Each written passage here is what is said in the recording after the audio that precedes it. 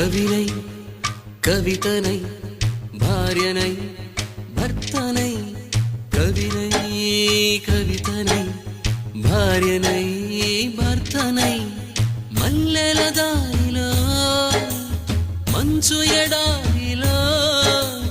మల్లెల దారిలో మంచు ఎడారిలో పన్నీటి జయ గీతాల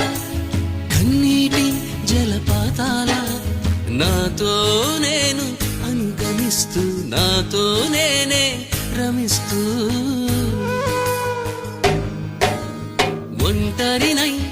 అనవరతం కంటున్నాను నిరంతరం కలల్ని కథల్ని మాటల్ని పాటల్ని రంగుల్ని రంగవల్లుల్ని కావ్య కన్యల్ని ఆడపిల్లల్ని జగమంత కుటుంబం నాది ఏకాకి జీవితం నాది